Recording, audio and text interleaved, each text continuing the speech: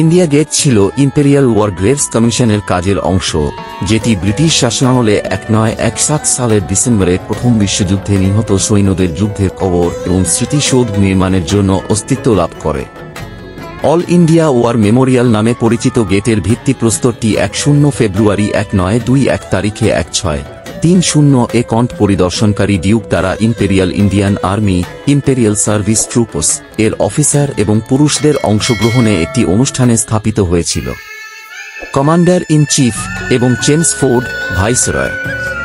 এই অনুষ্ঠানে ভাইসরয় বলেছিলেন, ব্যক্তিগত বীরত্বের আলোড়ন সৃষ্টিকারী গল্পগুলি এই দেশের ইতিহাসে চিরকাল বেঁচে থাকবে এবং যে স্মৃতিসৌধটি বীরদের স্মৃতির প্রতি শ্রদ্ধা ছিল, জানা এবং অজানা, ভবিষ্যৎ প্রজন্মকে অনুরূপ দৃঢ়তা এবং কম বীরত্বের সাথে কষ্ট সহ্য করতে অনুপ্রাণিত করবে।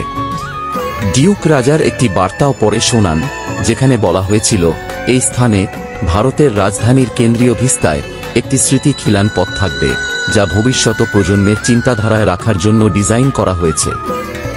ভারতীয় সেনাবাহিনীর অফিসার এবং পুরুষদের গৌরবময় আত্মত্যাগ যারা যুদ্ধ করেছে এবং পড়ে গেছে, আজ দিল্লির অন্যতম গুরুত্বপূর্ণ পর্যটন আকর্ষণ হিসেবে কাজ করে যান চলাচল বন্ধ না হওয়া পর্যন্ত গাড়িগুলো গেট দিয়ে যাতায়াত করত।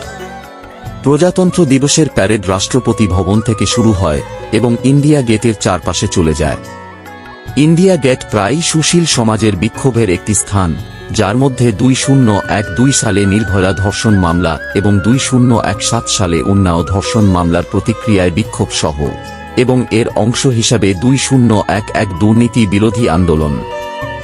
2017 সালে ইন্ডিয়া গেটটি ইংল্যান্ডের লিসেস্টারে আর্চ অফ রিমেম্ব্রেন্সের সাথে জোড়া হয়েছিল, আরেকটি লুটিয়েন্স যুদ্ধের স্মারক, একটি খুব অনুরূপ নকশা অনুসরণ করে কিন্তু ছোট স্কেলে।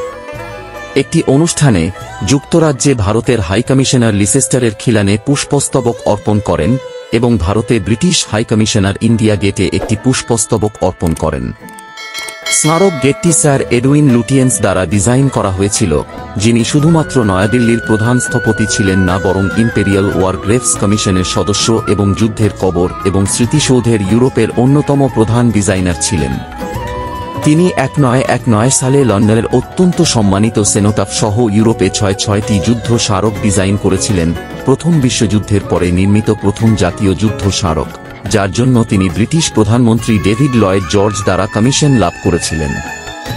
লন্ডনের সেনোটাফের মতো নয়াদিল্লির স্মৃতিসৌধটি একটি ধর্মনিরপেক্ষ স্মৃতিসৌধ, যা ধর্মীয় এবং সাংস্কৃতিকভাবে নির্দিষ্ট আইকনোগ্রাফি যেমন ক্রস থেকে মুক্ত। লুটিয়েন্স তার জীবনীকার ক্রিস্টোফার হাসির মতে প্রাথমিক মোড এর উপর নির্ভর করেছিলেন, একটি ধর্মীয় অলঙ্করণ মুক্ত সর্বজনীন স্থাপত্য শৈলীর উপর ভিত্তি করে একটি স্মরণীয় শৈলী। ইন্ডিয়া গেট, যাকে আর্ক ডি ট্রায়াম্ফের সৃজনশীল পুনর্নির্মাণ বলা হয়, এর বৃহত্তর খোলার জুড়ে 30 ফুট বিস্তৃতি রয়েছে এবং এটি কিংসওয়ের পূর্ব অক্ষীয় প্রান্তে অবস্থিত।